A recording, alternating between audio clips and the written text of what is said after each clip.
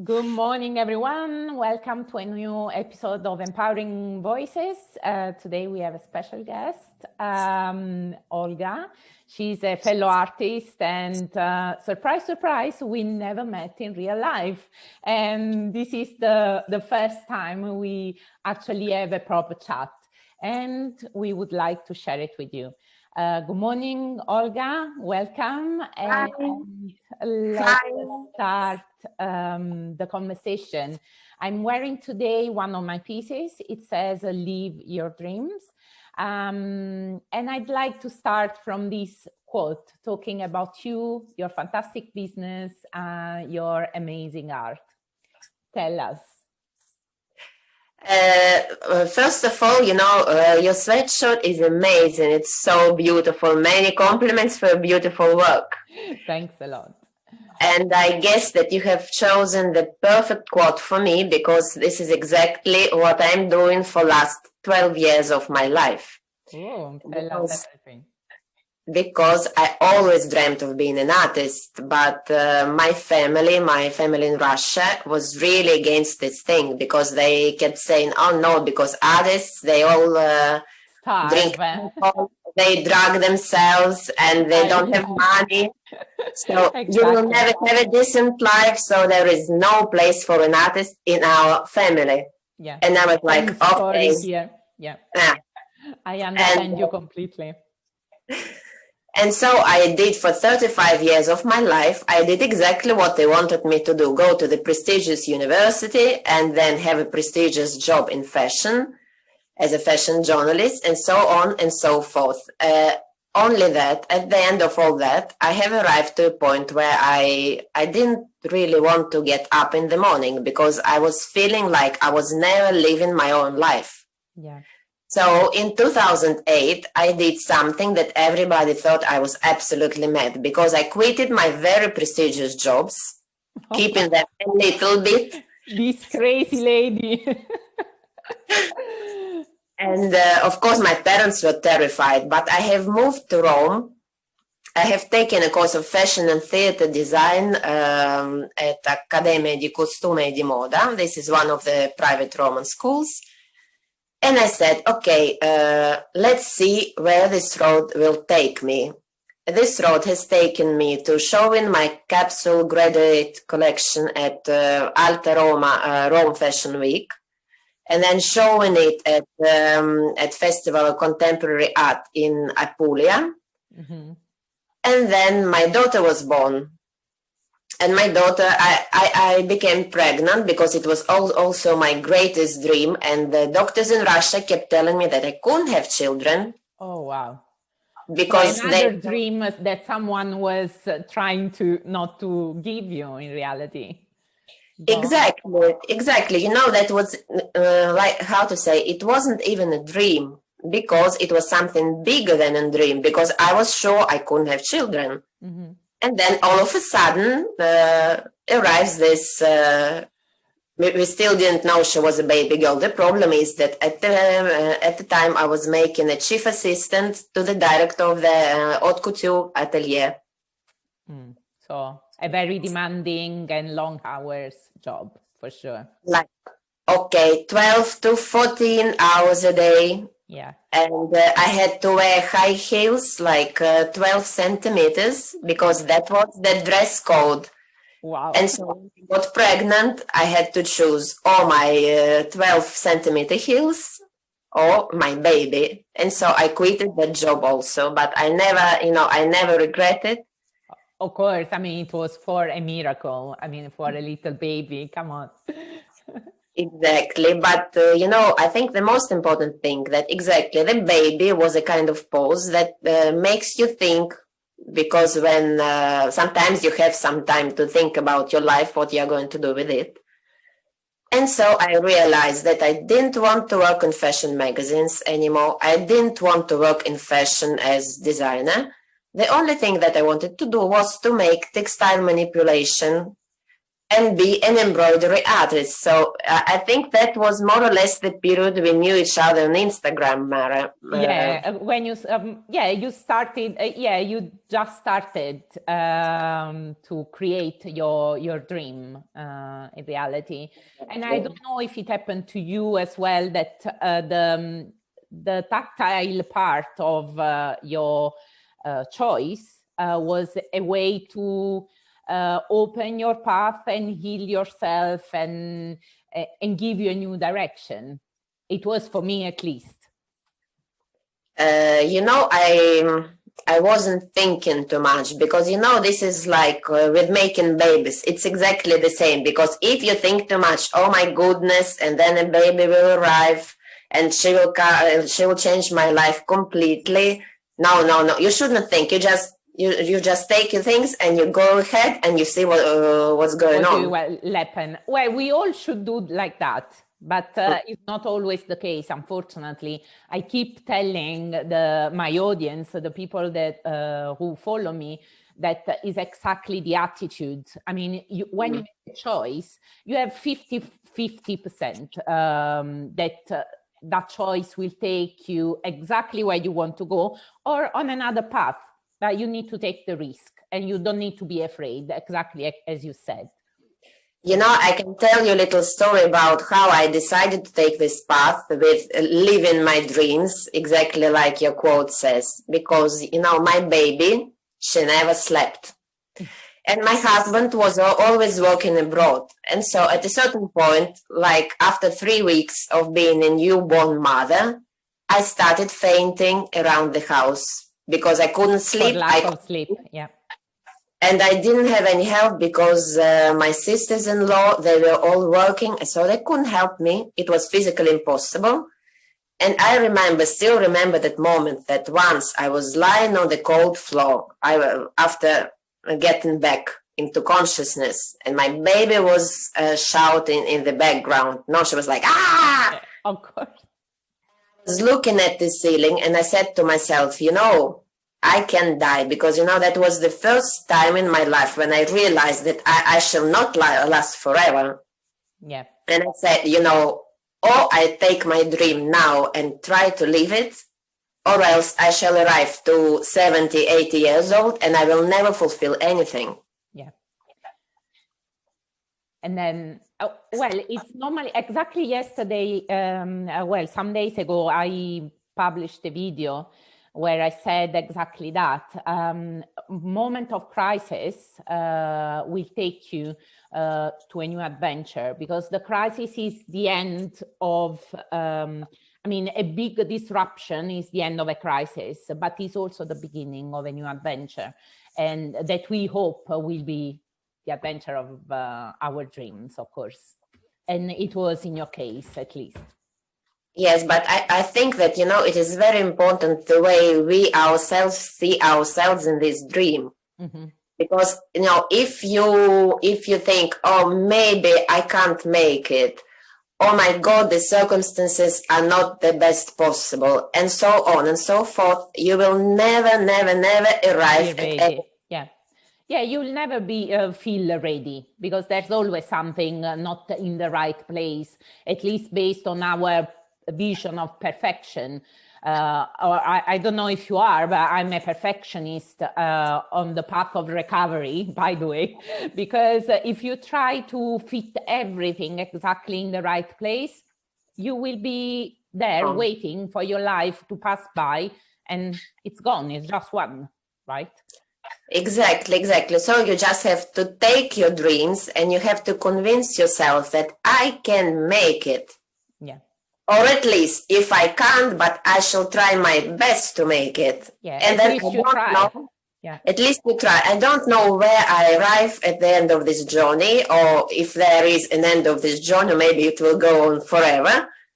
But, I can say now, after 5 years since having taken that decision, it was the best decision I have ever taken in my life, to take my dream in my own hands and finally try to live it.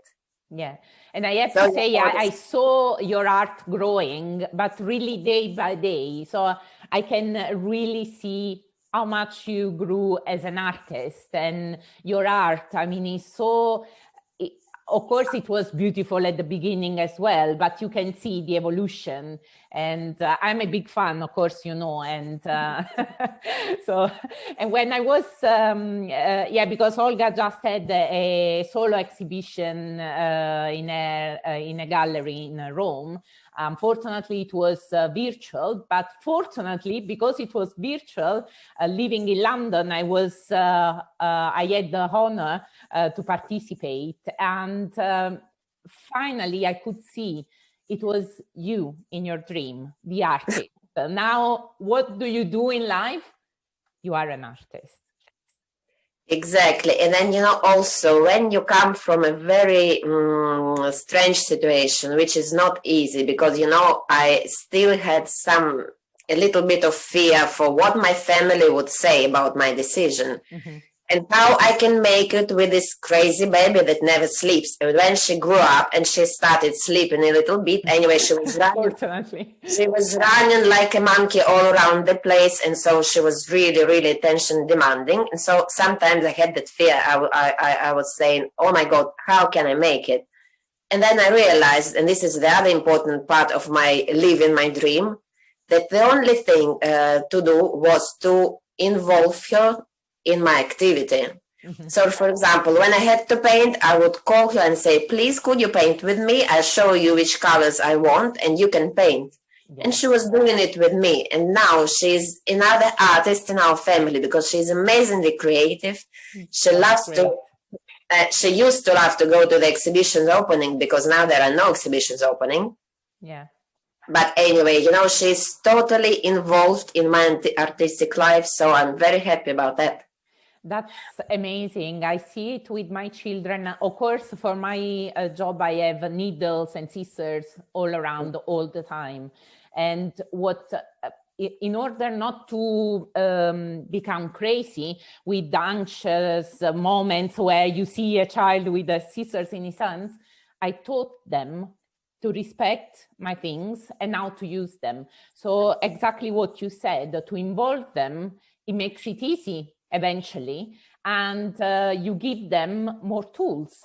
There's my son who is 6, he loves embroidering, and he does it. He does hand embroidery, and he's 6. I started when I was 8, even later. So, and it's amazing to see, and they are really part of the journey. I mean, without them, we would have taken other decisions, right? Exactly. So they influence our decisions big time. I mean, I started my job when I was very down after my second pregnancy. So I have to thank my son for that, actually. That's amazing. Yes. That's amazing.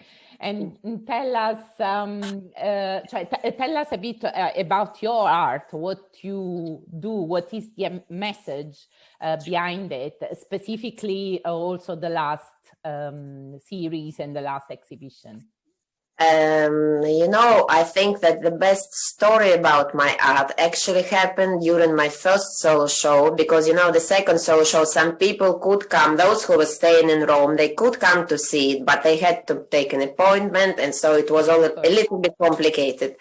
But at the first solo show, at the opening, there were so many people, and I had an installation that is called "Once Upon a Time, There Was a Fish Sitting on a Tree."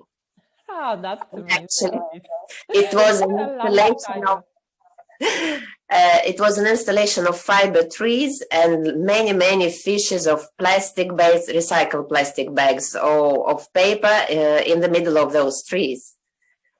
And among my guests, there was one lady who makes a PR officer for a huge Italian company. So she was all made up, after the hairdresser, she was perfect, she was really elegant. She came into the room where she saw the installation and suddenly she burst out into tears. And I was like, "Oh my God, what happened? What did I do?" What did I do? But why this reaction? And she told me, "No, I'm crying because I'm happy." Because, beautiful.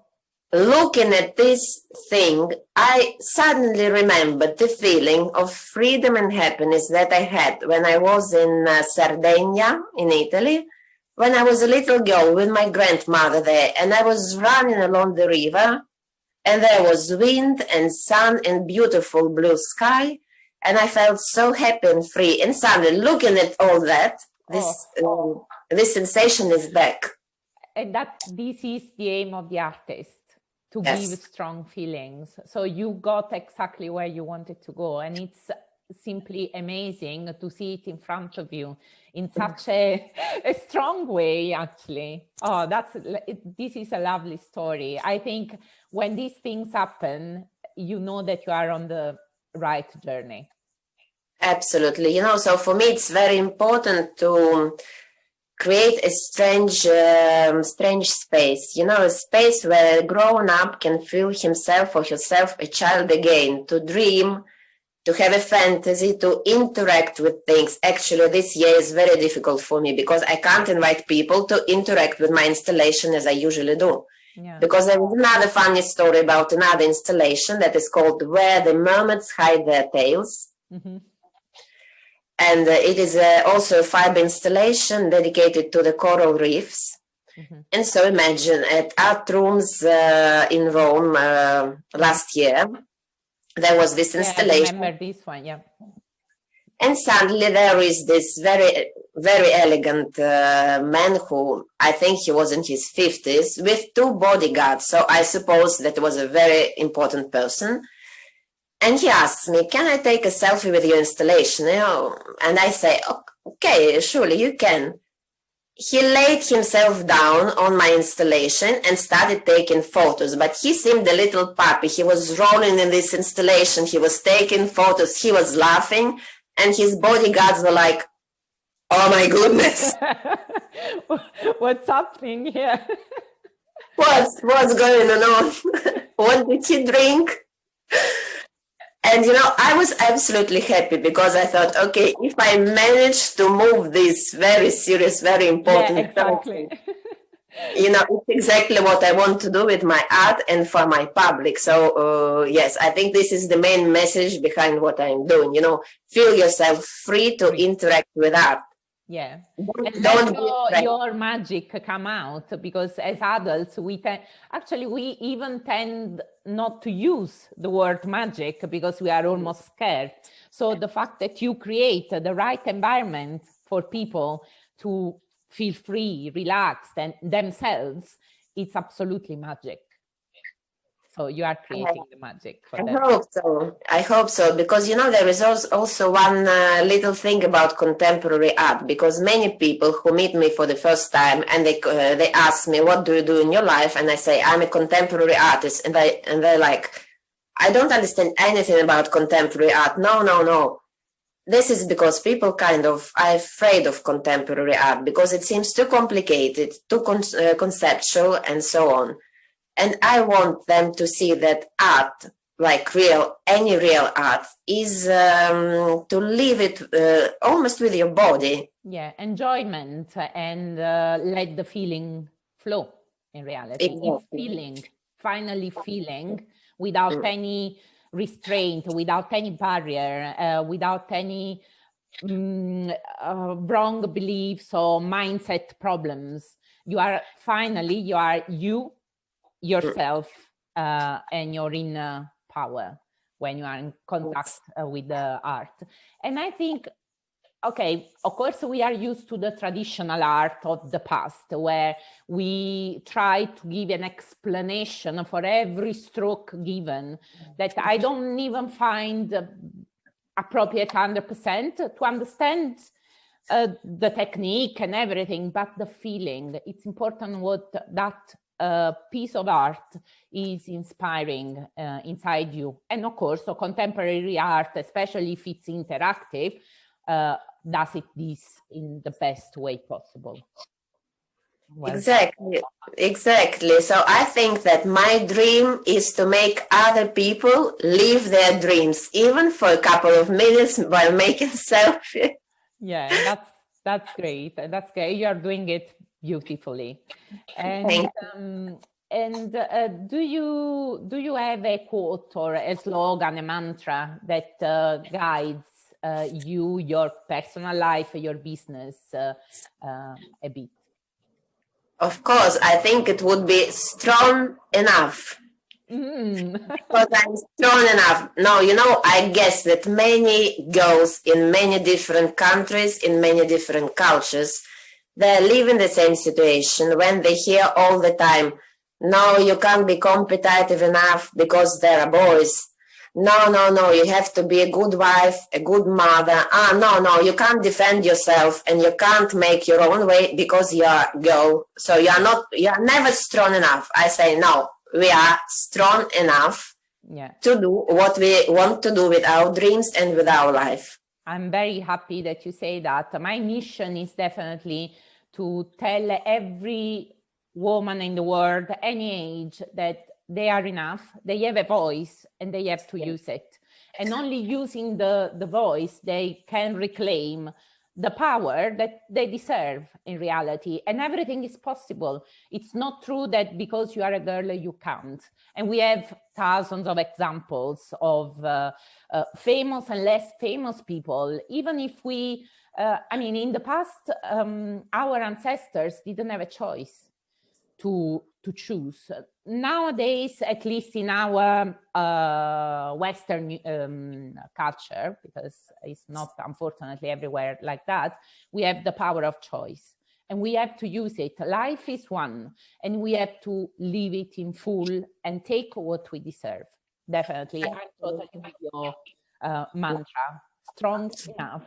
I love it. Thanks a lot, Olga. It was a lovely chat. I'm sure my audience will enjoy it the same as I did. And I thank you again for your time and your wise words. And I remind everyone that all the contacts are either clicking on the video or in bio or in the links in the post to check in more details Olga's art and her journey. Thanks again. Thank you so much. It was so lovely to talk to you and to see you almost in real life. It's the best we can do in this moment, right? Thank you, Mara. Thank you so much. Bye-bye. See you soon. Bye.